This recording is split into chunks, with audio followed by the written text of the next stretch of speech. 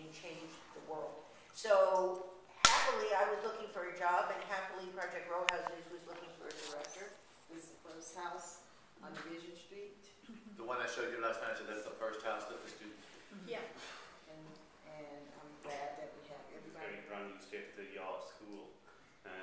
My background is community development, and I've also got a degree in urban regeneration. And I've worked with a lot of different statutory and voluntary organizations. Something art-based, right?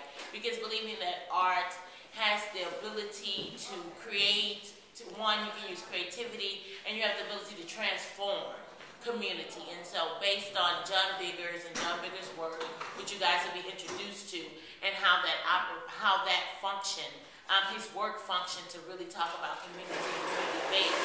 Coming to the shotgun houses was the idea, and John Biggers really believed that women were important, and particularly mothers were important in terms of the community and holding the community together. So it became a question of, after these first houses were used for art, the question of housing came up, because remember, people lived in these houses. So when the community saw it, right, they said, oh, that art is fine, but what about housing, right? Because that's what the need was. And so the question Project Row Houses had to say is, how can we best use these 7 remaining houses? And it became clear, Deborah Grofeld, which was the executive director here at the time, said that working with young mothers was the best investment of those 7 houses. And so that's how the program was started. And the idea was to provide mothers with housing, primarily, but not primarily, but as a principal resource, but then fundamentally provide them with the program necessary so that they can move to self-sufficiency. So what we say is that we're not trying to make a profit. No. We want to build housing, but not at a profit, right? So the way that the thing that's happening in Briarfield with all these ideas for the new houses, that land's still going to a developer who's going to be completely for profit. Yeah. And we try to have partnerships with developers, right?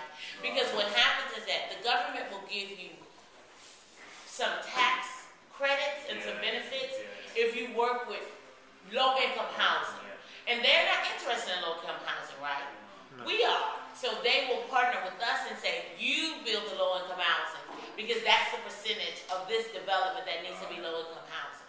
And we strategically didn't build housing because many of our residents can't afford to buy homes. Same. And so that doesn't fit what our community needs. You know, there will be some of us who will never be in a position to buy a home.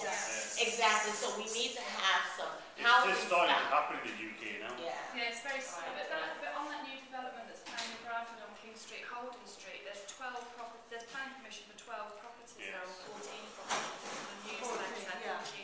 But only one of those will be low income. And what we try to do is we try to celebrate that. So when you guys go on the tour, brother-in-law is a community resource. He's someone that does a lot of valuable things, and we don't have to go bring someone from over there to come here when we have a brother-in-law right here. And so what that does is changes the value of how people see their community. So then they begin to look at the community different. Because when we do stuff that has brother-in-law t-shirts on it, they know brother-in-law. Oh, brother-in-law was Rick did an exhibit at the Contemporary Arts Museum, and their brother-in-law was at the Contemporary Arts Museum, and we brought all these people from the community, and they see their brother-in-law from 3rd Ward at the Contemporary Arts Museum. Cookie Love has a big sign you'll see. She's just a community resident. So that reinforces this pride in which this community has always had, and we're just reinforcing that and helping people reclaim that. You know, so we're really about taking who we have and what we have. Just bringing attention to the value of it. I mean, and that's what brother-in-law can say, this is a good place to come home to. It's always been his home. And now it's a place where we can see a sense of pride, not because these shotgun houses have been here for years. We haven't done anything extra new with them. And when we created new houses, we didn't create urban lofts. We created things that look like the shotgun houses.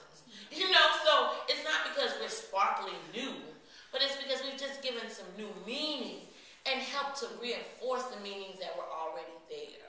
You know, so there's something about approaching things from where it is and not giving it a new definition. Yeah, that's what I